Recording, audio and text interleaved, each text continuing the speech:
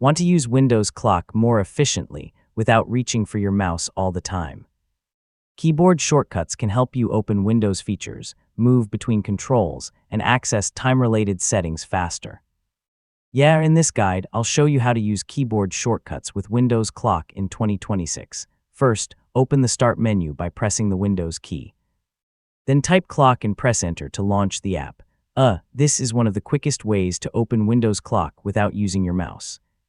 Once Clock is open, use the Tab key to move forward through buttons and controls. Press Shift plus Tab to move backward. Yeah, this can be useful when navigating alarms, timers, and other clock options entirely from the keyboard. When a button or option is selected, press Enter to activate it. In many controls, the spacebar can also activate a selected button or toggle. Use these keys to open sections, start actions, or change available settings. When you're working with lists or drop-down menus, use the arrow keys to move through available options.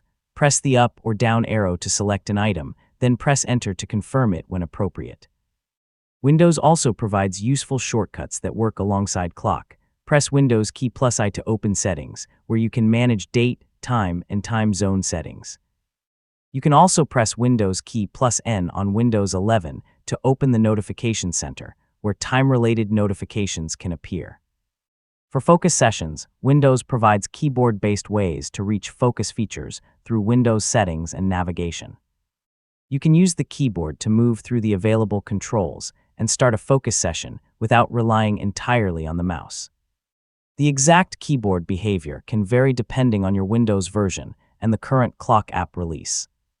So practice with Tab, Shift plus Tab, Enter, Spacebar, and the arrow keys to see how they work with the controls available on your PC.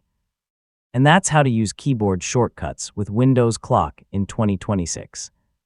By combining keyboard navigation with Windows shortcuts, you can access clock features and related settings more efficiently and with less mouse movement. Thanks for watching, and I'll see you in the next tutorial.